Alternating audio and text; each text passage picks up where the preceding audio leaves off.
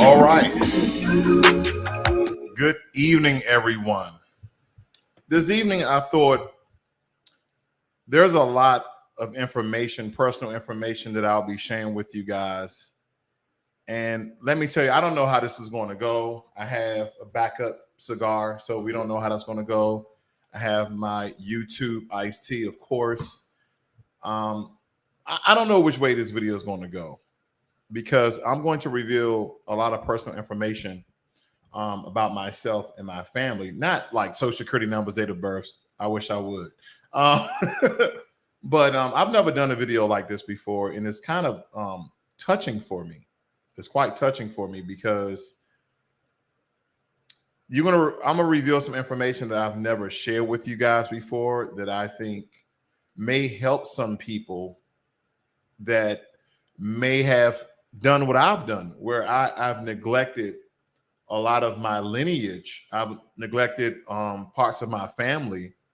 Just simply, sometimes it's being lazy, sometimes not trying to be overly emotional on different things. And I'm still setting up here, so bear with me. But I believe this may help some people to go out and connect the dots, so to speak, because we use platforms like Ancestry.com, 23andMe, and I believe that these websites can be very helpful. I believe there's some Black owned and also African DNA genealogical websites you can go to connect the dots, but a lot of people are on 23andMe. So I started off with Ancestry.com. I started off with Ancestry.com back in 2016 when I wanted to look for my father. I wanted to find who my father was. I know for a while I've lost track of my own son by being in the military and situations with, me and his mom. And so that kind of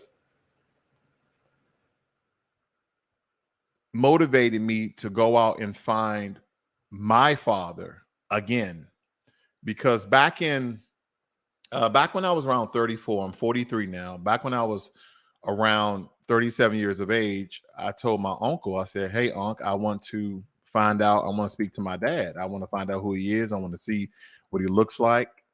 And so he said, "Yeah, he still lives in DC."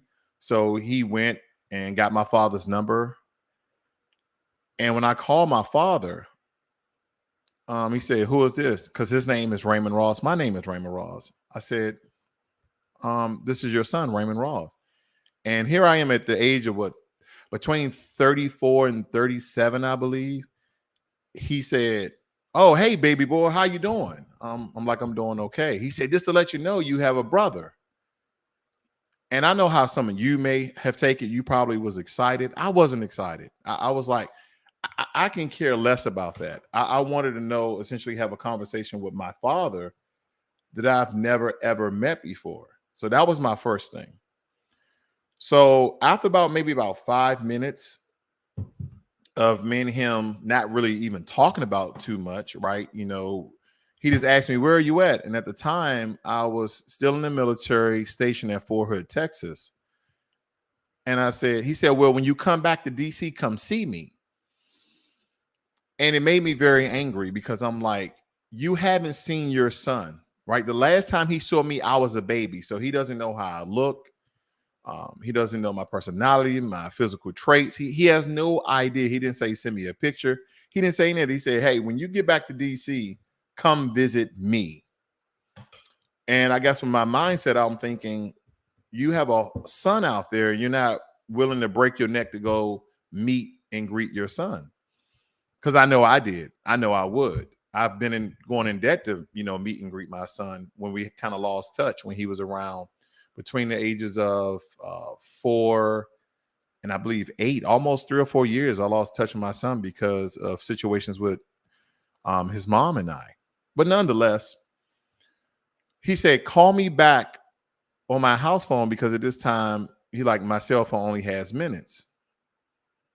I said, okay, gives me his cell phone number.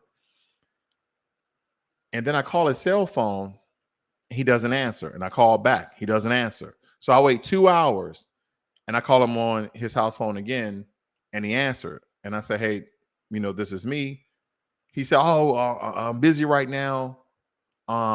He said, call me back. I said, no, you call me back.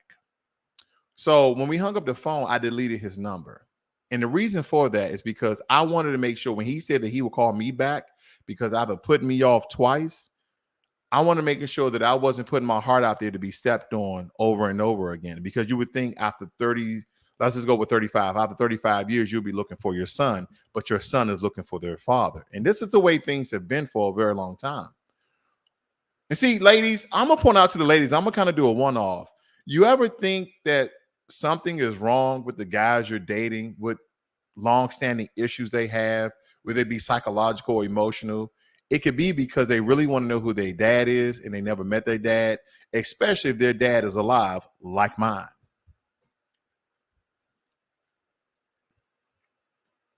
Alive and well, still having kids.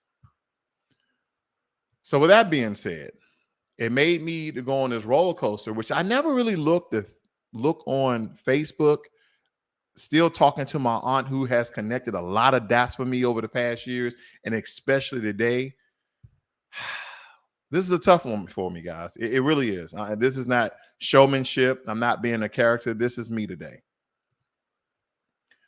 So on Ancestry.com, I went out. I got the kit back in 2016 and sent them my DNA. And we're going to go over my DNA and essentially where my roots are from according to the DNA and the different percentages. And then we're going to relate that back to where I currently am today. All right. So this is my DNA, Raymond Ross. I'm 25% Nigerian, 21% Benin Togo, 18% Mali, 16% Cameroonian Congo. I'm 6% Irish, 4% from the Ivory Coast and Ghana, which I just visited Ghana about 3.5 weeks ago. 2% East Africa from the Eastern Bantu people. 2% Indigenous American, aka American Indian, aka Native American. 1% Wales, 1% Northern Philippines, 1% Portugal, 1% Northern Italy, 1% Norway, and 1% Senegalese.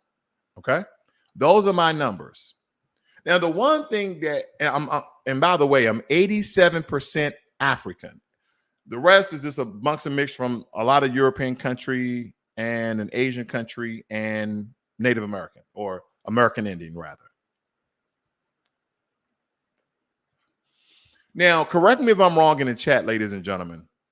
I'm about to show you a picture of a white guy, and I want you to look at my face. I'm going to kind of give you a 360 of my face. Now, I'm trying to help people here because it has helped me to understand DNA, genealogy, body composition, everything.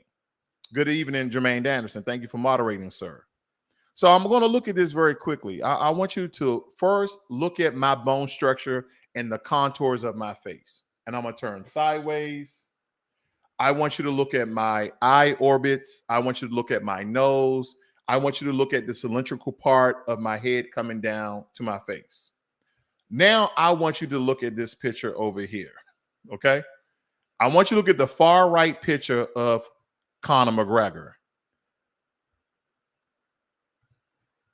I want you to look at him and I want you to look at me. He's Irish. I'm 6% Irish. Do you see any similarities there? Because I know my wife and I, we looked at it. She like, babe, I said, I know. There is a lot of similarities in our bone structure. There's similarities in our nose. I'm not saying I'm related to Conor McGregor. No, I'm saying the Irish part. I'm 6%. And in DNA, those percentages mean a whole hell of a lot. So I just went out because I was very curious about being 6%, large majority of being Irish.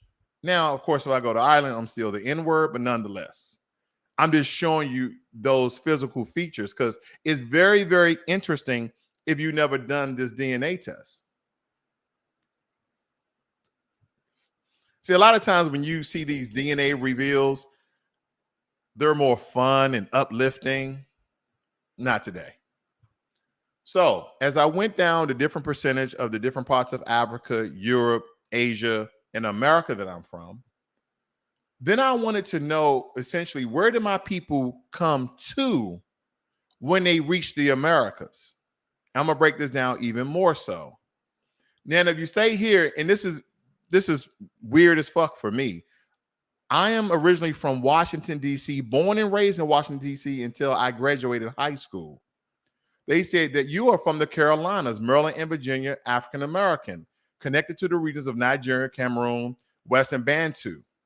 And when I go in here and I click this, it shows all the people who share DNA with me. Very, very important, but it tells me what majority of my people live at. And this became more revealing as I started to research and go down the line. It's just very eye-opening of my lineage, of where I came from in Africa over to the Americas, and how I have a mixture of American Indian in my blood. Like people say, there was such a large mixture because of the slave trade, and even quote unquote Native Americans were enslaving Black people and raping them and having sex. All of this shows me that some of this has to be true. With that being said, let me move on. Here's a tree that's slightly not completed. So here's me, here's my wife, and ladies and gentlemen, here's my father.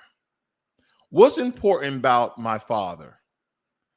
The most important thing about my father is today is the first day that I've ever seen a picture of my father. This is my father.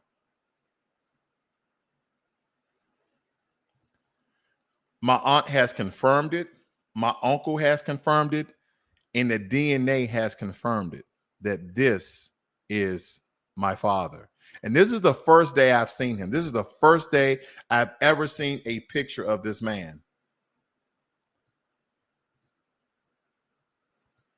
Now I'm trying to blow this picture up of my mother. So give me a second here, family. And this is my mom when she was around 14 years of age. This is my mother. I know the picture is blurry. It's a very, very old picture. So you see where I get the dark melanated tone from, right? And me and my mom almost, we look definitely alike. So I definitely know that's my mom, of course, with the DNA as well. Well, her DNA is not on there because she died when she was 30 and I was 12 years of age. Then I was connecting the dots of my grandfather and grandmother and put their information there as well. And then what Ancestry.com does, anyone else that have taken their DNA test, they load it inside the system and start to link people who have similar and a similar DNA and RNA sequencing matches, meaning that you guys share DNA and that you are family, that you are related, because we understand that DNA is unique to the person. So if you have any percentage of DNA matching with somebody, you are their family. You are related to them in some form or fashion. So I went down this whole list, and this lady right here, Nikki Taylor, that I've never met, and it's probably on my father's side, because when my father abandoned my mother and I for various reasons, because supposedly reports came out, allegedly he was abusing me before the age of 5. And that's why I never got a chance to meet him. There was a court order on him, and that he could not keep in contact with me till the age of 18. So a lot of things I totally understand.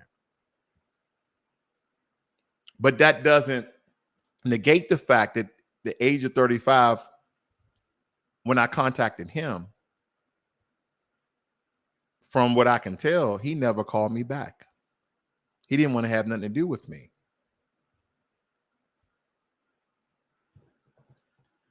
There's something else, though.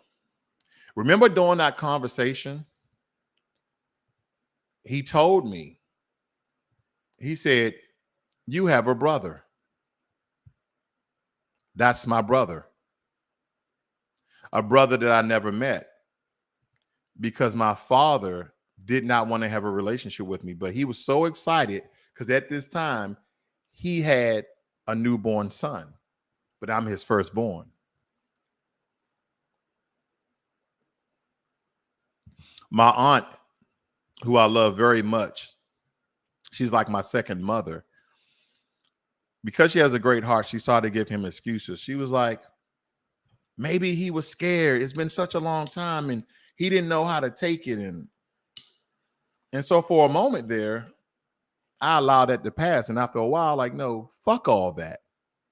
You're a grown man and you finally, your son he found you and you don't have the heart. You don't have the emotional prowess to have a connection, just to say hello.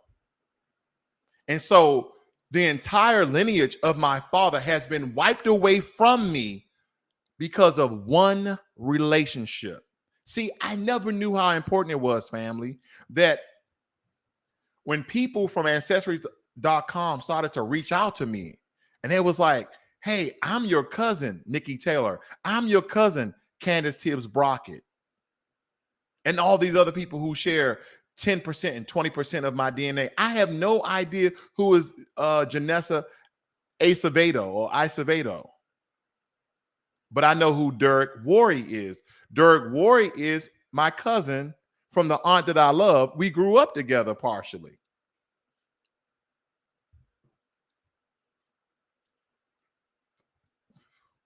Your lineage is important. And if you don't have a connection with your family, mother or father side, you will literally lose half of your lineage, like I have for the past 43 years. Today, I was very close to tearing because it wasn't about the connection that could have been with my father. It wasn't that. It was that all of these random people, oh, I'm your cousin, I'm this, I'm that. And I'm like, I don't know you. Who are you? And we're trying to connect the dots. And we're trying to build a family tree. And we're trying to. Not only is it frustrating, it was scary. Because the first thing I'm thinking, are these people trying to scam me? Do they know I'm doing okay for myself? Like, that's the first thing. Like, no, they're just matching up DNA on Ancestry.com and connecting the dots for you.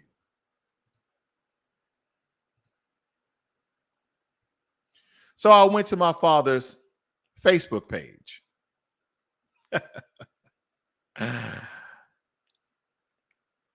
And I started to connect the dots of certain people. I looked at it. This is not me. This is my father. And I started to look at last names, right? Well, Candace Tibbs Brockett reached out to me.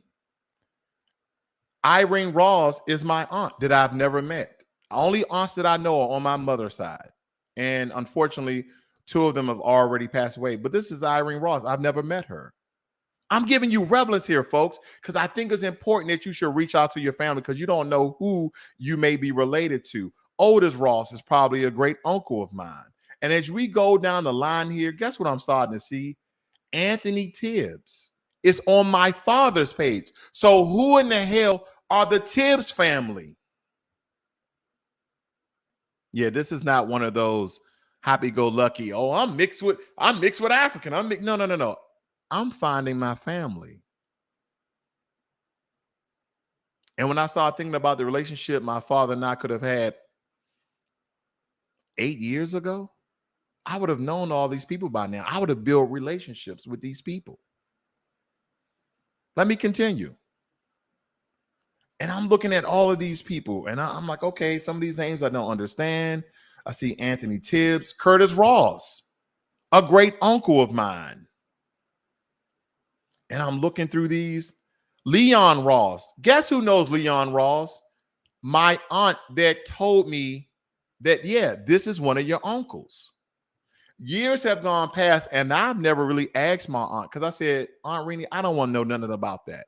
She was going to tell me this stuff years ago, I'm pretty sure. But I was so distraught from the disconnection of my father and I didn't want to know none of this. But again, I cut off my lineage, I cut off my heritage, I cut off my history because I was in my emotions, all because of one man. See, I let one man decide my relationship between my other family members. And those are years lost. So now I've reached out to them on Facebook to kind of build that family tree, to see what else am I missing. And that's why I'm telling you guys, if you don't have an ancestry.com, and this is not sponsored by them at all, or 23andMe, get one of these accounts and see who else that you may be related to.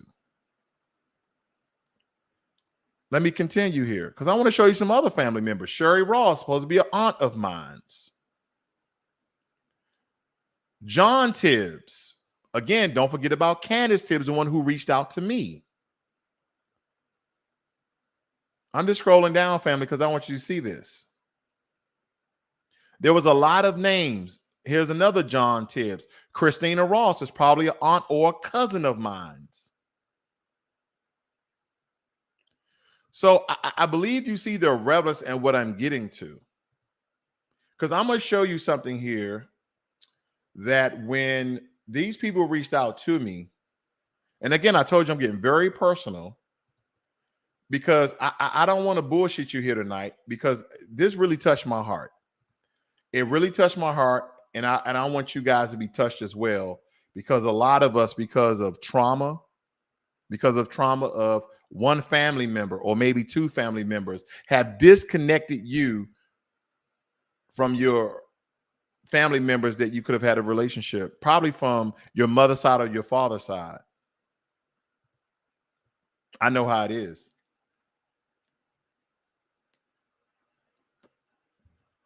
Because this is what happened to me. I believe like something was stole from me, but I will have to say, should I take partial blame, family?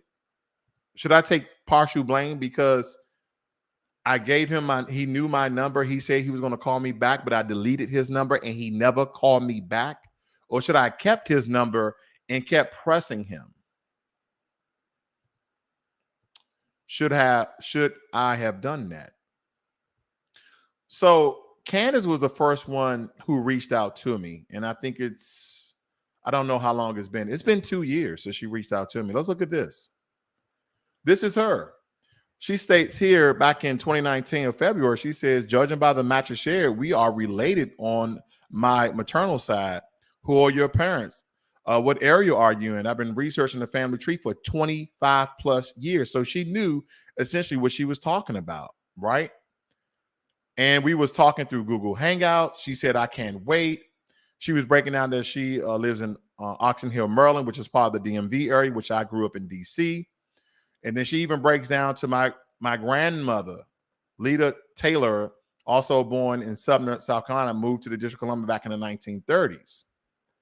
She talks about James Taylor. And I know you don't know these people, but I'm bringing relevance to the conversation. And then today, because I'm still trying to research some of this stuff, Nick and I have been trying to, but he's gotten scared. And if we go back here, family, hopefully this goes back the way I want it to. Ancestry.com is kind of finicky. Nikki Taylor is the first one on my list at 22%. She's my first cousin. And I've had a conversation with Nikki. I had a conversation with Candace. And on my mother's side is the King family. Guess who else I spoke to last year? And we were trying to figure out, should I visit her? Because I think she lives in Florida, if I'm not mistaken. Is this lady right here, Laura King, who's a doctor. I'm sorry, she's not a doctor. She has a PhD, rather. Very intelligent woman. I spoke to her. She lives with her sister. And we are 5% shared DNA, which is my second cousin. But she's part of the King family. And guess who also matched up with Laura King? My cousin Derek, that I showed you, who I grew up with. You see how these things connecting, and it shows you how much family that a lot of you may have out there. See, when people in the South used to tell me, yeah, man, we had a family reunion. It was like 100, 200 people out there. Ladies and gentlemen, in my family reunion, I just remember my mother's side of the family. Our family reunions was probably no more than 30 people. I was missing another side of my family, my father's side.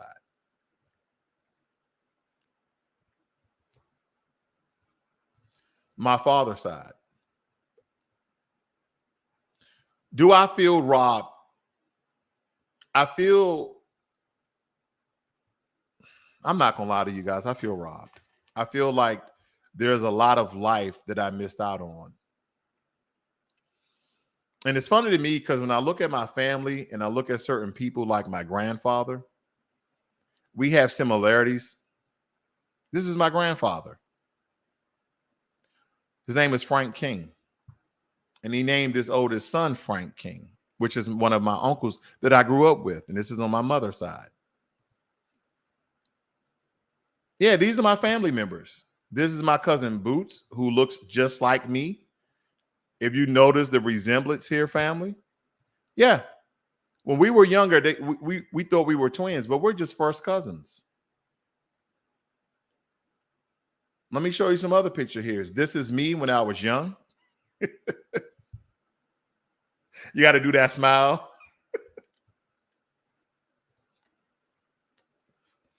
And this is the only picture that I have of my mother. Because again, she died at the age of 30 from lupus. Okay. So I just wanted to share this here with you guys tonight because it touched my heart. It really did. And this is my lovely aunt back in the day, the one that I speak to today, who's like my second mother, as I stated. This is her back in the day. Very beautiful. She's still beautiful. And she's going to eventually get a ancestry.com account. Here's my cousin Anthony. Excuse me. Yeah, I think this is Anthony, who grew up with me. And his brother is Derek, the one I grew up with. So Anthony is around 41 years of age. His older brother, the one I grew up with, and Derek, who I've met and hung out with. And when I came home from the military, I was sleeping on my aunt's couch. He's around 25 years of age now. So all of this is important because I realize if we don't have a database where you can connect the dots and join your family members together, how are you to ever know who's in your family? How you would teach later generations of where they come from?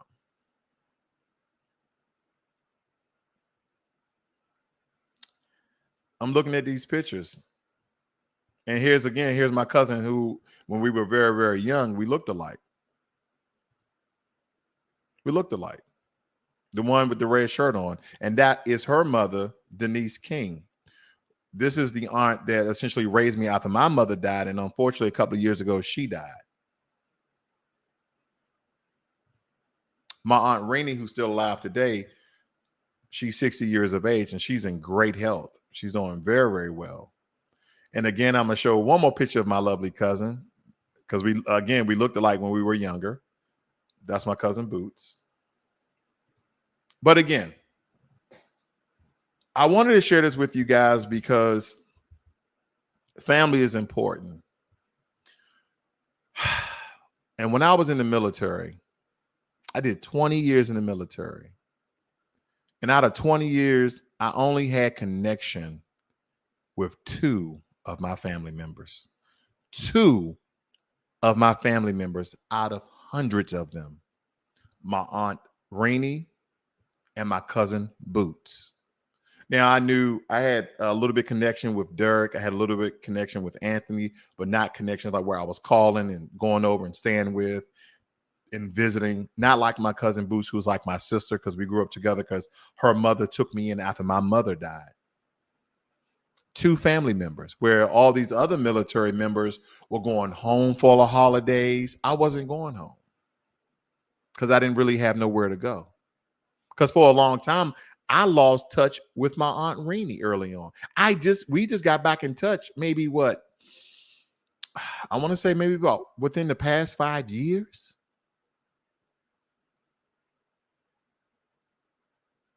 So for a long time, family, I didn't have family. The military was my family. Whoever I was dating at the time was my family. I take that back. One more family member was my Uncle Dennis. Was my Uncle Dennis. But I spent more time with my Aunt Renee and my cousin Boots, but my Uncle Dennis as well. But 3 family members in total. Where you guys probably know cousins, uncles, aunts, and all sort of other family members, but not me. I grew up alone. Once I got into the military, it was years before I saw my cousin Boots. Years. We're talking about 10, 12 years, 15 years that was lost of a relationship. And now sitting here in my early 40s, I started to realize how big family is and what's important. Not just the laugh, not just the jokes, but the lost history of it all. And I tell you one thing, even doing all this research, I found out that I'm a true foundational Black American. That's the one thing I found out. Because when you look through some of this stuff, it shows you, what region you come from and during the years that essentially your people migrated here. So there's a lot of really good information because it states here that your people got here between 1750 and 1950, right? But we know that slaves were brought here during 1750, not 1950, but it's showing the lineage here. Okay. And for some fun, I thought, wait a minute, is my family lineage part of the 20 slaves that were brought over here, quote unquote, 1619?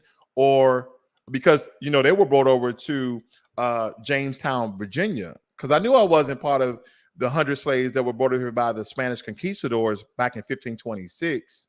I know I'm part of them, unless because I guess they were in the Georgia area. But then I realized, talking to my aunt today, she said, no, your family on your father's side originated in Georgia, in the South Carolina area, Georgia, South Carolina. So a part of my family could have been from the origin. I'm just saying, I'm not stating that they are from the original 1526, 100 slaves.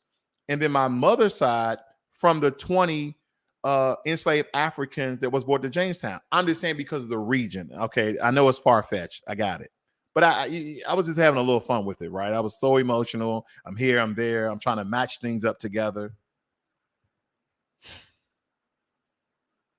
But yeah, family. I'm going to read some of your notes here. I see someone made a comment. We see Steve Bryan. He states, hey, brother, it's a lot of us in our generation, particularly that have that experience, including myself. That boomer generation really made a mess and now have the nerve to talk down on younger ones. Oh, wow. That went somewhere else. I definitely would say, I hate to say father, but my sperm donor, until he's my father, he didn't speak down. I feel like he avoided the situation totally.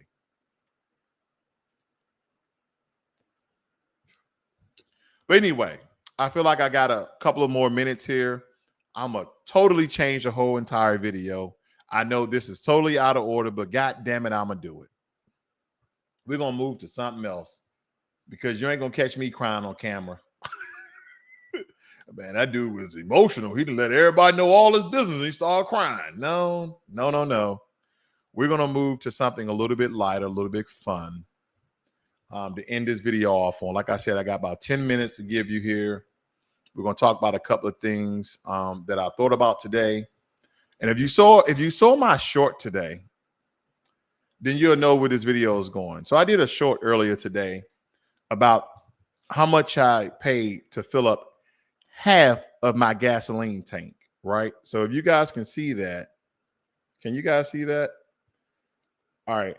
When the camera focuses, there it goes. So look at the bottom there, family, where it says ACCT account, pump 1, gallons 9.6, and then $43.27 to fill up half of my gas tank. Now, my gas tank is roughly 20 gallons. I only put 9.6 so we can round it up to 10 gallons. So half a tank cost me $43. So I started to think about, can we unban Russia to get some of that oil? Because now India and China, they having the times of their life because they're getting cheap oil because Russia don't have nobody else to sell with. So they have an influx of extra oil and they're willing to sell to anyone at any particular price. And the same people that we cut off ties to, Venezuela, now we're going back to them like, Venezuela, we know that you guys by country have the largest oil reserves. Can we get a couple of gallons, please? See, Saudi Arabia didn't answer the phone. Did y'all hear that? Saudi Arabia didn't even answer the phone. They're like, nah, bro. Because Saudi Arabia is the second country with the largest oil reserve. They're like, nah.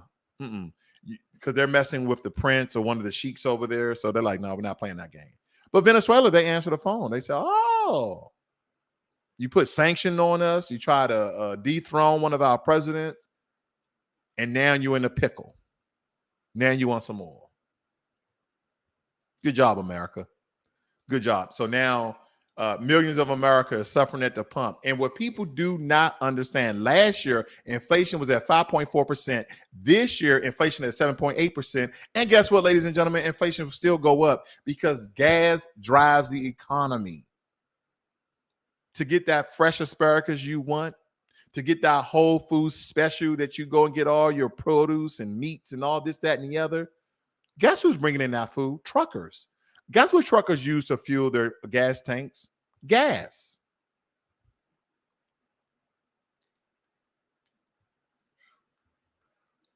Guess what some of the fewer places that you can find gas on top of oil? Gas deposits usually rest on top of oil deposits. Anyway, so I started to do some research. I said, well, how many barrels of oil are in our Alaska reserves? And it states here that, and this is a government website, the USGS estimates that 3.6 billion barrels of oil and 8.9 trillion cubic feet of natural gas conventional resources in Alaska. And then listen to this, family. I must highlight this sentence. You guys got to read this. This is astonishing. It says this assessment does not include discoveries made by the industry between 2013 and 2017. Why aren't they revealing those numbers between 2013 and 2017? That's intriguing, right? They're like, oh, yeah, that doesn't include those numbers. Okay, where they at? They just totally omitted those numbers. I'm like, do they find some deposit they don't want the world to know, or even the citizens? Okay. And it kind of gives you a better breakdown right here of what we have.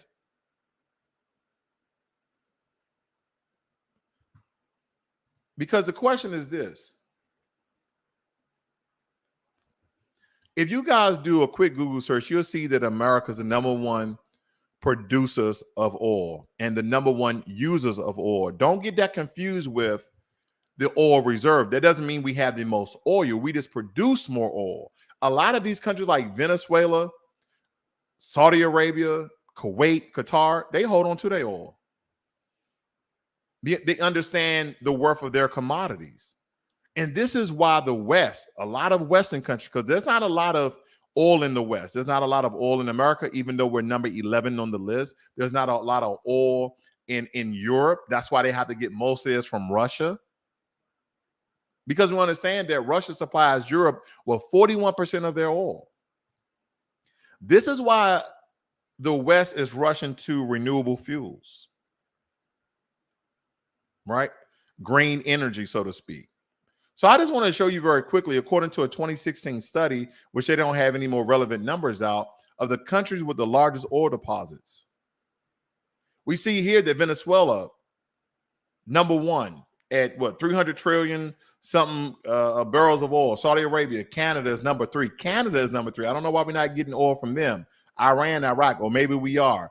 Kuwait, United Arab Emirates, Russia, Libya at number 9, Nigeria at number 10, America number 11, Pakistan at number 12. Then you have Qatar, China number 14, and Brazil at number 15. So if you notice, most of the warm climate countries have all the oil, except with the exception of Russia and Alaska. And I just started to think, well, you guys ever thought, have you heard anything about Antarctica, right? The place that's inhabitable to live, which is the seventh, or out of the continents we have, they always name it number 7 for some reason, because nobody lives there. But there are a lot of researchers and scientists in Antarctica from all countries around the world, because no one has claimed Antarctica. Antarctica is one of those last frontiers for every country to essentially put claim to. But there's researchers there. I'm like, well, you guys studying ice, glaciers, global warming, polar bears? What are you guys studying? And it dawned on me, why don't you just look it up? There are known results. There are known reserves of oil and coal, as well as mineral deposit in Antarctica. Although detailed knowledge of these mineral deposits is sketchy, in the last 50 years of scientific research, no large deposit of mineralized rocks have been found. Is that so? But you didn't tell us that there's oil reserves there, but it's sketchy. Then you say, in the same breath, rocks in Antarctica have been suggested to contain oil or gas. So if it has oil, most likely it has gas. Even if this was the case, no drilling has taken place to find any. No drilling has taken place to find any. It's unlikely that they could be exploited commercially. Reliable authorities have estimated that it will cost over $100 per barrel to get oil from Antarctica. That doesn't matter. That doesn't matter, because I know that oil is over $100 per barrel right now. And see, if you notice, a lot of us don't complain about gas when oil barrels are around $50 to $55 per barrel. That's what we're not understanding, family. That is what we're not understanding. That is what we absolutely need to define. So I said, well, we have oil reserves in Alaska. Why can't we use our oil reserves? And some of you would say, well, they're reserved in case we run out, right? This is how we're going to essentially use oil. Oh, okay. Okay. And so me and a buddy of mine, military buddy of mine, we were talking. We were like, well, how much oil do we have in Alaska? Right? And we don't have that much. According to this, the United States has proven reserve equivalent to 4.9 times its annual consumption. This means that without imports, okay, key word, without imports, there will be about 5 years of oil left. That means that if we stop getting oil from countries like Russia, like we have, we start getting oil like we have with Saudi Arabia, we stop getting oil from countries like Venezuela, like we have, and that's why we're trying to build that connection again. We only have 5 years of oil left.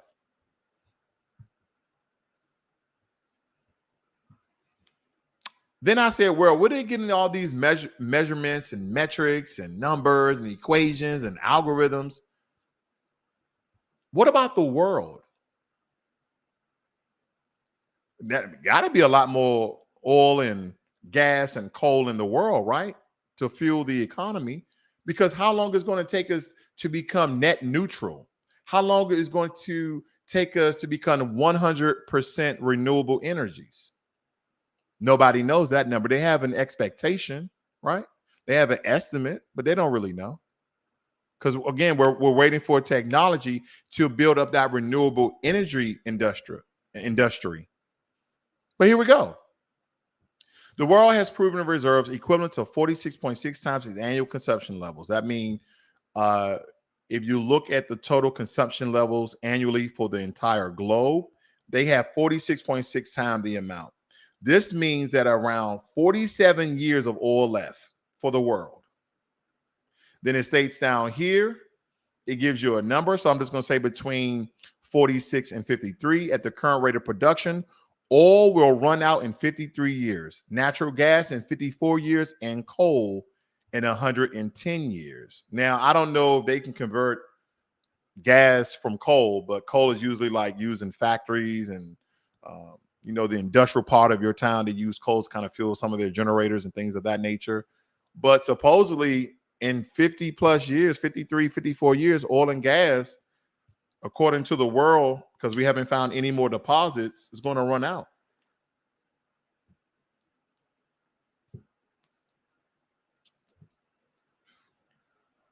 Here's my question.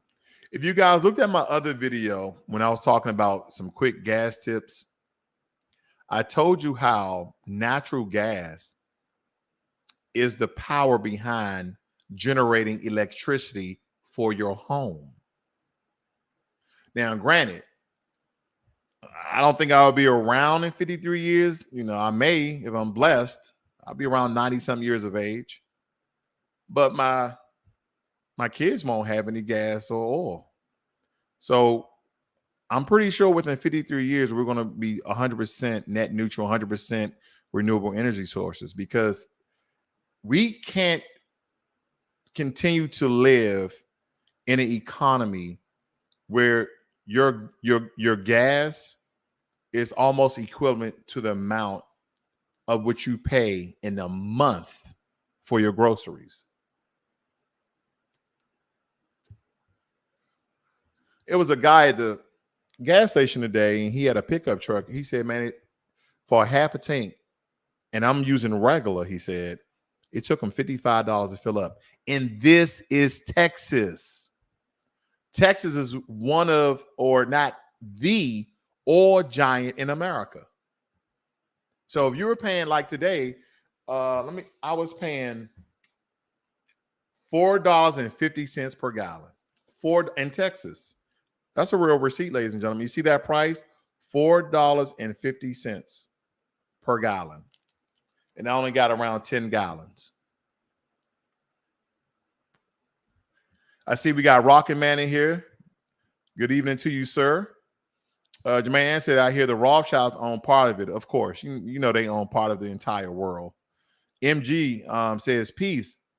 Google the Keystone XL pipeline, unless which Biden shut down last year, which is slowing the production of oil. I know exactly what you're talking about. He said, have you considered investing in an electric vehicle in the future? See, MG, let me educate you, brother. Let me educate you. And I talked about this. And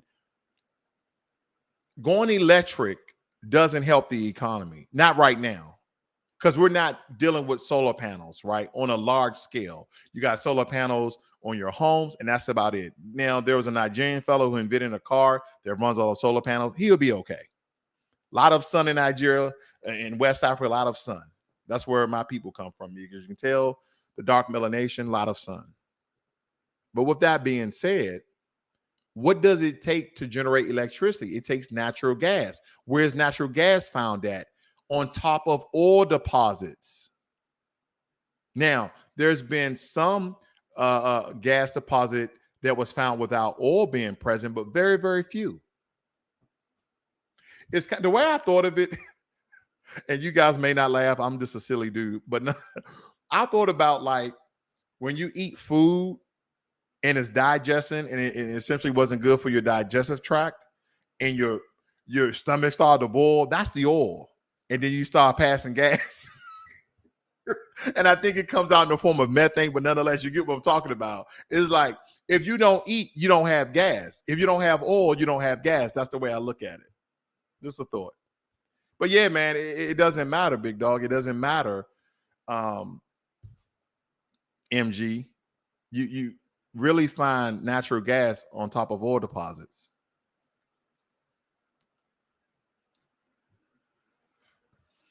But ladies and gentlemen, that's my time for today. Thank you for joining me. And by the way, I did an interview with Greg Marcel Dixon. He's running for Jim Clyburn's seat in South Carolina 6th District. If you go and watch that video, make sure that if you like what he's saying and you support that brother, go to his website, because I haven't found a candidate like him yet. Not in these day and times, where he's talking about reparations first for foundational Black American, aka freedmen's, those descendants of American slavery.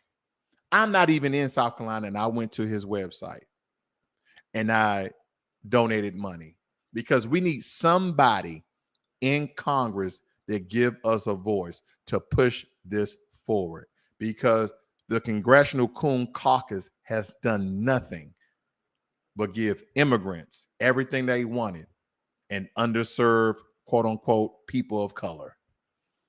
And believe me, when you talk about people of color, if Black people was last, where do you think we at now? In the same position. You guys have a great and wonderful evening. Don't forget about the ancestry part of the video as I change and shift. You guys have a good night.